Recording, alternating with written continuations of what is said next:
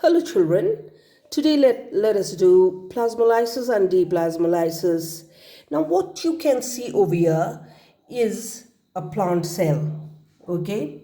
It has a cell wall, okay? Look at the labeling, cell wall, plasma membrane, also called cell membrane with the green, that is the plasma membrane. There's a nucleus over here, the vacuolar membrane. Now this plant cell is turgid, tight, okay? The cell membrane presses against the cell wall, okay? It is a turgid cell. It is placed in water, plain water, okay? That means the water molecules entering and leaving the cell is more or less the same. So it is a turgid cell.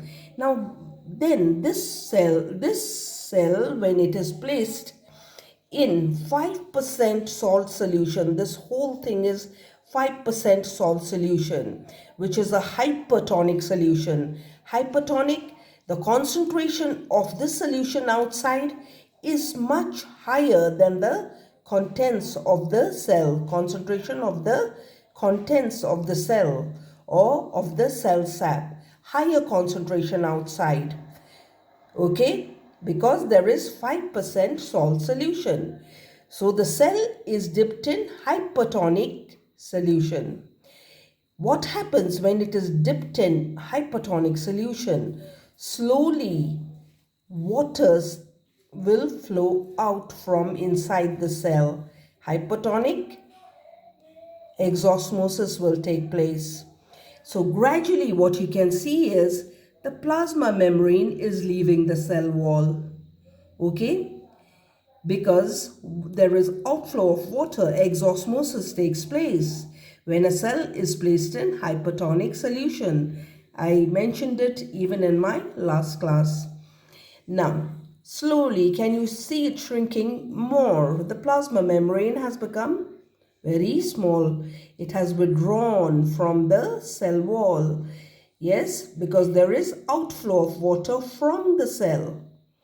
Okay, finally, it has come to this state. Okay, this is the plasma membrane and the vacuoles inside, the nucleus is there. In this state, the cell is said to be in a plasmolized condition, or this is called a plasmolized cell, and the cell is flaccid due to the outflow of water. Okay, so in this condition, when the cell membrane or the plasma membrane has withdrawn from the cell wall and the cytoplasm has shrunk, this condition of the cell is called the plasmolized cell or plasmolized condition of the cell. Okay, now this plasmolized condition of the cell, if the cell is not dead, okay, if it is not dead and it is put back in plain water again, okay, if this plasmolized cell is again put back in water again, there is reversal of plasmolysis, because when it is put back in plain water, water will start entering the cell and the protoplasm will swell up.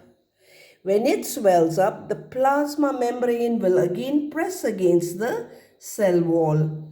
Yes, and the reversal of the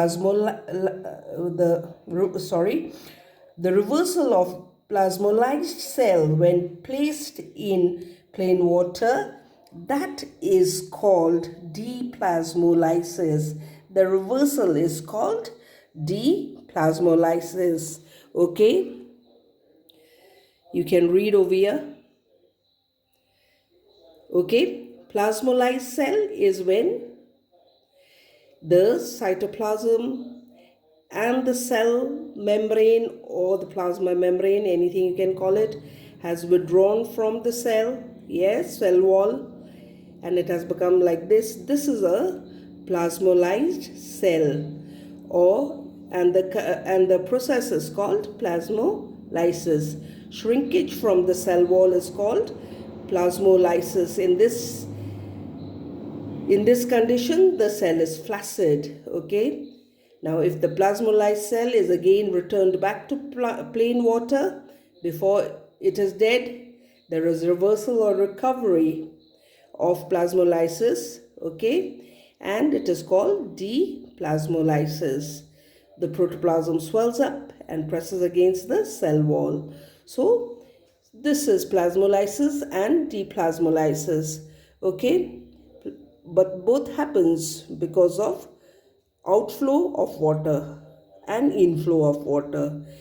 Okay, plasmolysis happened because there was outflow of water from the cell because it was placed in a hypertonic solution. Deplasmolysis, again, it was placed in plain water, so there was inflow of water again. Then there was deplasmolysis when there was reversal of plasmolysis. Thank you.